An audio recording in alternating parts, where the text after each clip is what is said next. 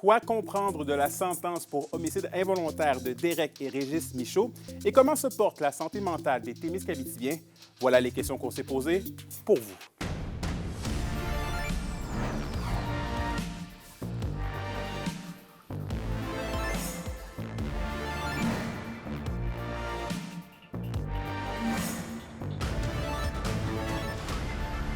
Ici Anthony Dallaire et voici vos informations.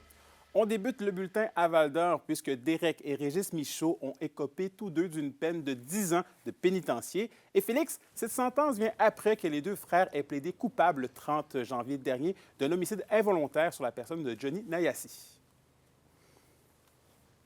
Oui, exactement. Et qui est une accusation moindre par rapport au meurtre au deuxième degré, ce à quoi il faisait face.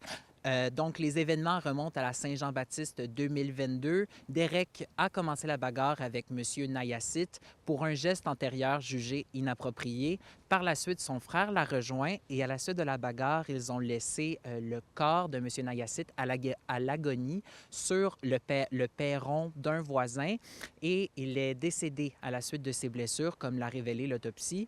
Il est à noter aussi que les deux frères étaient détenus depuis 2022, donc ils ont déjà purgé une partie de leur peine. C'est sûr qu'il y a du temps préventif qui va être calculé, donc il va leur rester environ un peu plus de 6 ans à purger là, dans un pénitencier fédéral. Le juge a également ordonné là, un échantillon d'ADN obligatoire dans les deux cas, donc ils vont être fichés dans le fond, dans les données d'ADN. Le juge a également ordonné là, un interdit d'armes dans les deux cas. Interdit d'armes à perpétuité pour Régis Michaud, vu les antécédents, qui va durer de 10 ans pour Derek Michaud, vu que c'est sa première infraction. Et il y aura également un interdit de communiquer avec les familles de la victime et les témoins dans les dossiers. Et Félix, est-ce que le juge Carl Thibault a retenu des facteurs atténuants ou aggravants? Oui, on parle, comme facteur atténuant, on parle d'enjeux de santé mentale et de consommation de drogue et d'alcool au moment des faits.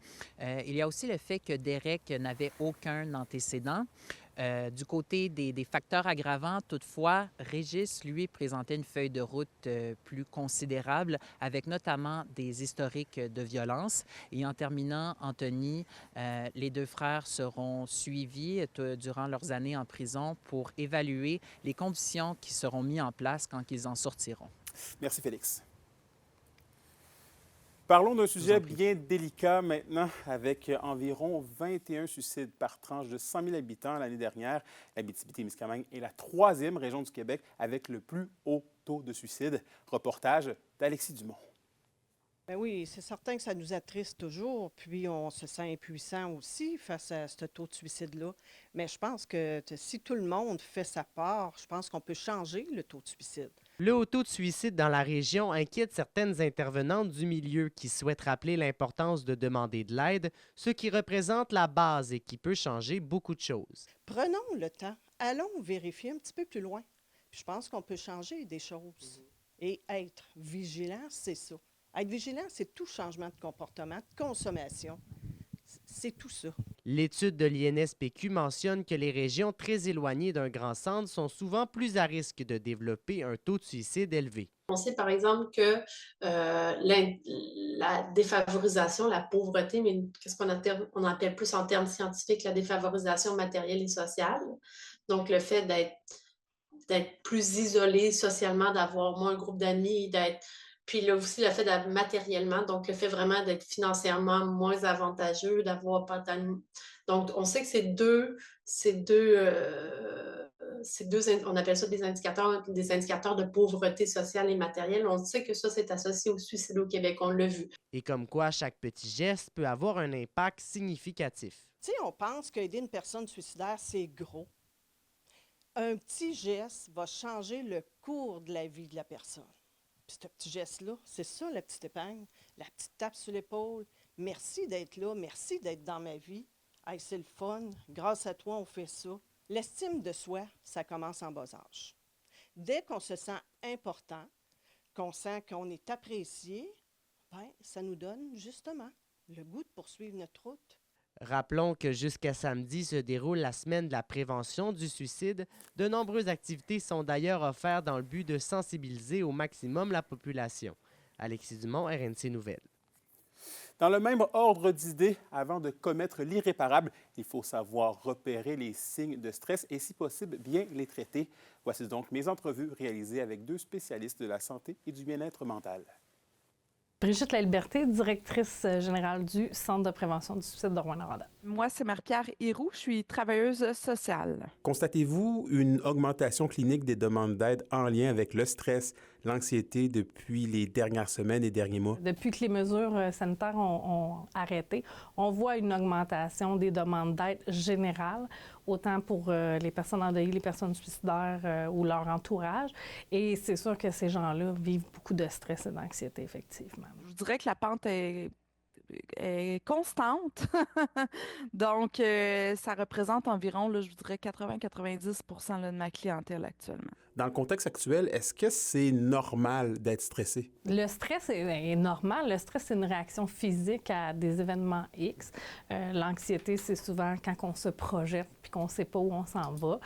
Présentement, avec toute la conjoncture sociale et économique, les gens ne savent pas, donc il y a plus d'anxiété. Je pense que la vie, elle va vraiment vite, puis on est bombardé d'informations, puis les informations viennent un peu se percuter dans notre cerveau, puis ça peut générer une exacerbation de l'anxiété.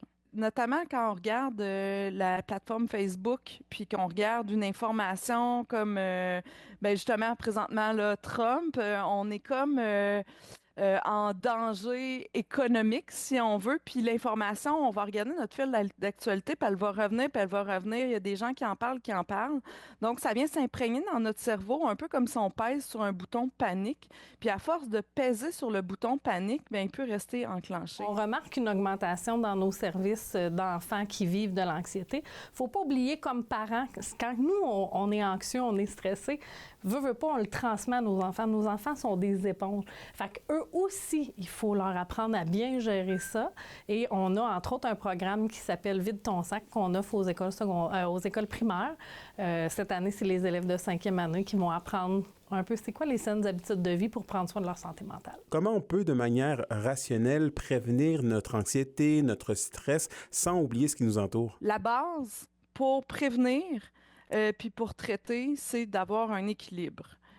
Puis ça va aussi dans toutes les sphères de vie là, qu'elles doivent être bien équilibrées. Avoir des saines habitudes de vie, autant sportives, alimentaires, etc., ça aide, mais aussi pour notre santé mentale. Il y a des gens que c'est de simplement prendre une marche, aller prendre un bain, avoir nos loisirs, y mettre du temps, y consacrer du temps, voir des gens. Donc, c'est primordial là, d'investir dans ces choses-là. Parfois, ça suffit à bien gérer le stress et l'anxiété. Puis il y en a d'autres qu'il va en rester là, une anxiété résiduelle. Donc là, on va aller voir à travailler les pensées, mais la personne doit être disposée. Elle doit avoir l'énergie suffisante, puis son attention, sa concentration. Au culturel, la pièce de théâtre Deux femmes en or est en tournée dans la région cette semaine. C'est l'adaptation libre et contemporaine du film culte de Claude Fournier sorti en 1970. La pièce explore avec humour des thèmes comme l'amitié, la sexualité et l'ennui du quotidien. Ce soir, elle sera présentée au Théâtre du Cuivre de Rouyn-Noranda et demain au Théâtre Télébec de Val-d'Or. Et finalement, au sport, le Fonds de l'athlète Abitibi-Témiscamingue a profité de la finale régionale centralisée des Jeux du Québec de la semaine dernière au Témiscamingue pour remettre 23 000 $ en bourse. 32 athlètes de la région considérés comme des espoirs provinciaux ont donc reçu des montants variant entre 500 et 2050 $. C'est l'une des plus grosses remises de bourse de l'histoire du FAAT. Le Fonds de l'athlète régional conclut son année financière avec un total de 35 500 $ remis à 48 athlètes. À la météo de l'Abitibi-Témiscamingue pour ce soir et cette nuit, c'est des nuages avec de la neige par endroits. Minimum de moins 26 degrés pour l'Abitibi et de moins 24 degrés Celsius pour le Témiscamingue. Pour la journée de demain, c'est du soleil avec des maximums entre moins 10 et moins 11 degrés Celsius. Finalement, en aperçu pour jeudi, c'est de la neige avec des maximums entre moins 6 degrés et moins 7 degrés Celsius. Voici, ça complète votre bulletin d'information. Bonne soirée.